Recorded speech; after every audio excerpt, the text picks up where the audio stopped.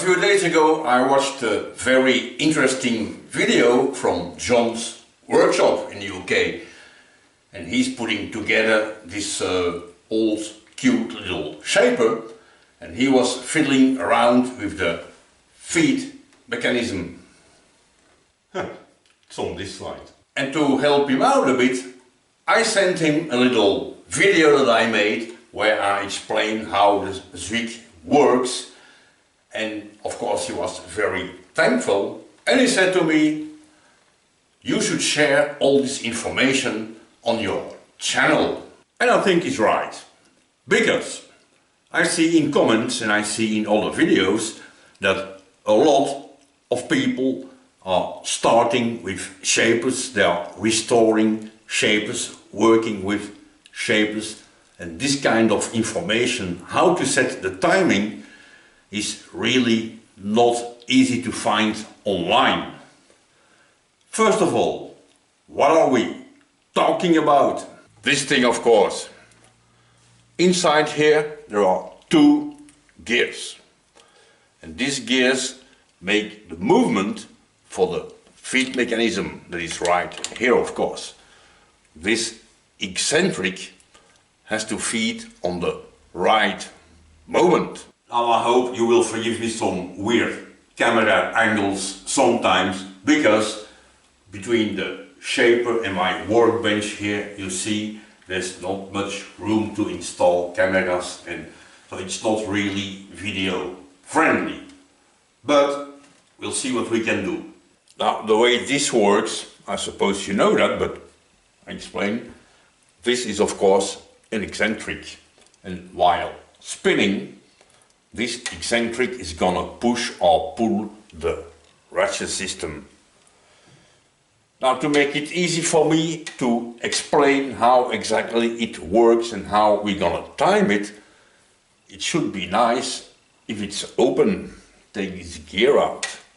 But this thing now is perfectly timed, so I really don't wanna take it apart. And here it is. And before I will reassemble the Zwick here, let's do some boring theory. I suppose you know the shaper should feed on the backstroke.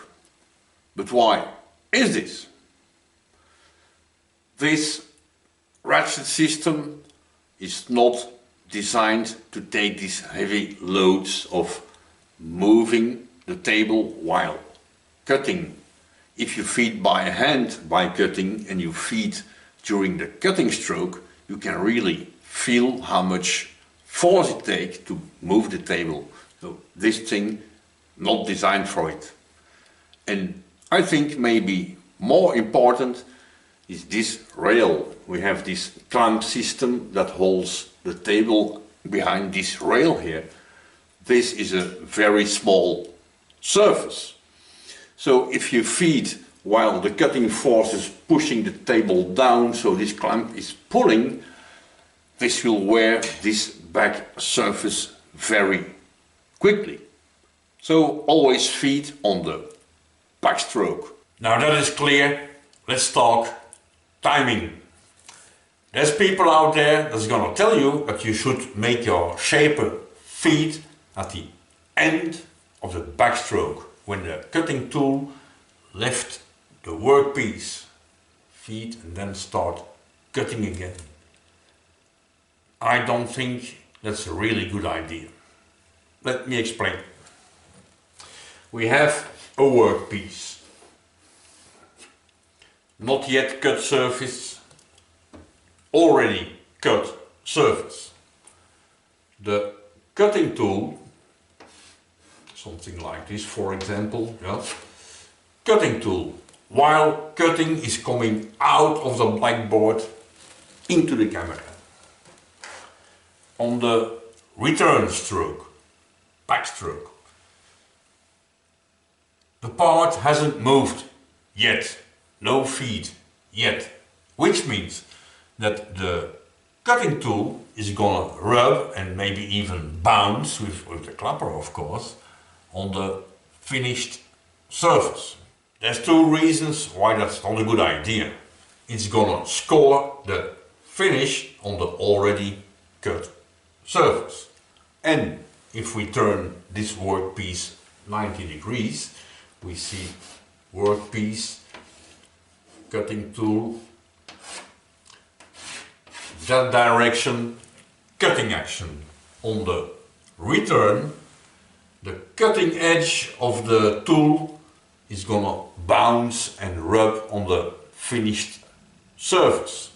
So even if it's not cutting, it will wear quickly. If instead we set the timing of the feet on the beginning of the backstroke, so the part moves and then the backstroke begins, it means that my cutting tool will rub here. I will take this away. Yeah, will rub here on the not yet cut surface, which is of course not a problem because of the clapper box will lift the tool. If it scores the surface, we don't care, because on the next cut it will be taken away. Plus, side view. If my tool is moving backwards, of course no cutting, and we're on this rim on the not yet cut surface, my tool will be lifted. Yeah? So instead of rubbing with the cutting edge, it will rub with the bottom edge, or even maybe this backside of the cutting tool. So nowhere on the cutting edge. I think that's a win. On the beginning of the backstroke, because of the inertia, or maybe the tool is bumping into the material, the clapper box will lift too high and fall down again. And the cutting tool will leave on the backstroke marks and dings in the finished surface. But of course, if the workpiece is already fed in, it will score the not yet cut surface. So who cares? It will leave a much nicer finish. Before carbide became a thing in industry and also in the hobby shop, our grandparents, they used lathe tools on the shaper and shaper tools on the lathe. But I have a little bit a problem with this. It's of course a very small problem. When I work on the shaper, of course I stand or I sit on this side, on the right side of the shaper. And I like to see the cut, to see what the machine is doing. So the best way is of course if the table moves to me, or if you reverse it, the cutting tool is moving that way. On the lathe is the other way around.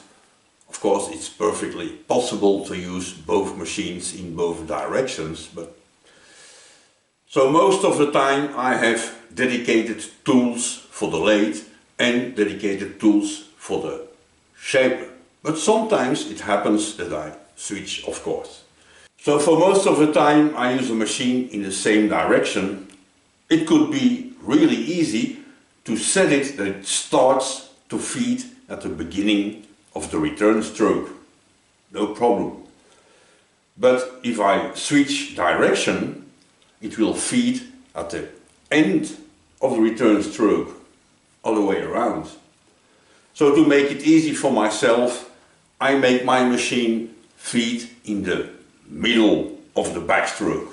And it's also the easiest way to time the gear, the easiest way to set up. Now there's two more things that plays a little role in the timing, but they are less important. But I think it's always fun to know. I just threw this gear in, no timing. I have no idea if it's right or not. For the moment, we don't care. The back linkage is back in place and the table is completely raised up. Let's see what's happening here.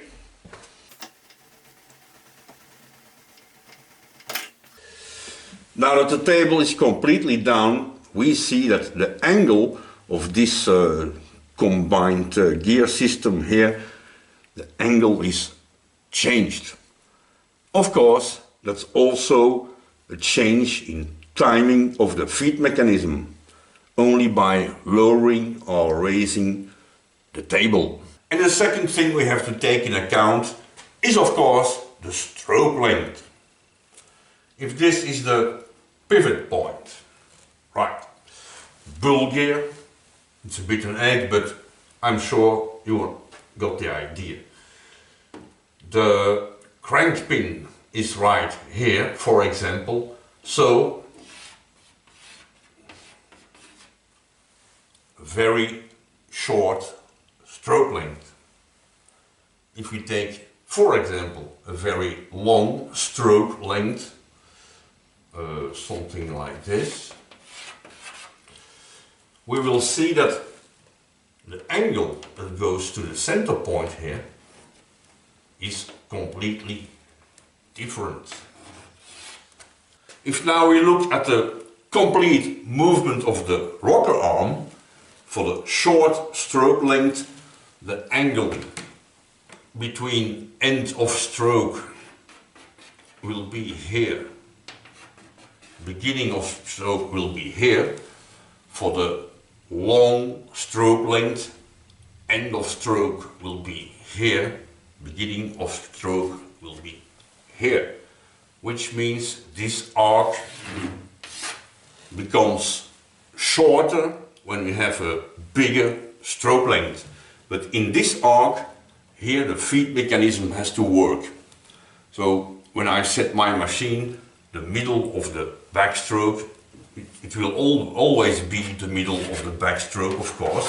That doesn't move, but the time it takes to complete the backstroke, that will be different. Right, enough talking, now it's time for action. Let me show you how I set the timing for the feed for my needs, for my machine. Maybe for you it will be a bit different, but I will show you the easiest way. As we know, the height of the table influences the timing of the feed. So what I do, I set it in the middle, the height in the middle, whatever number that is. The stroke length has also its influence in the timing. So the stroke length I set also in the middle, this maximum 200 millimeter. Now I have a stroke length set of about 100 millimeter. More or less is good enough, so you will see.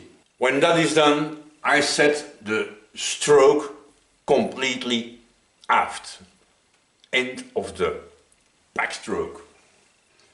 And if I want to install my gear, it's a little bit fiddly, but we'll see what we can do. All I have to do now is make sure that this slot here is in line with the link. That's all. And now that I know that this is set correctly, I will off camera reassemble the thing and let's see if it works. Okay, all assembled, a thing of not even 2 minutes, quick job. Let's check. End of the backstroke. Yeah.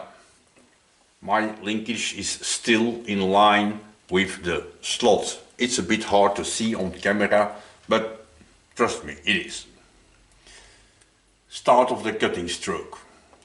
And we see now that it's feeding on the cutting stroke and ratcheting on the backstroke. No problem, all we have to do is move the eccentric to the other side. That's done. Recheck. Backstroke.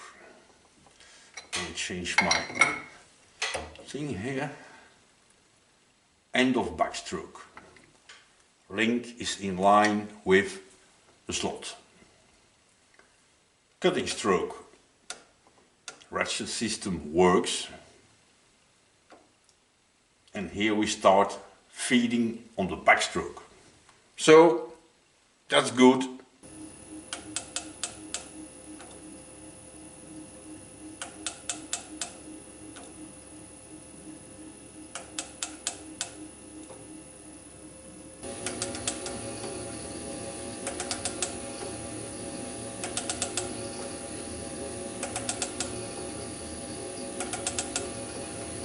As you can see, it's very easy. Now, if you have a shaper that instead of 2 gears here has only 1 on the main shaft, so this slot is here in the middle, I don't know. I never timed the feed mechanism on a shaper with only 1, so I don't know how it works. But I suppose it must be not too complicated. Of course, I'm perfectly aware that this is a little bit a special video, really specific on the feed mechanism on the shaper, and not everyone has a shaper, not everyone needs to change the system, of course. But if it can help even only one person somewhere out there on this planet, I think it was worth making.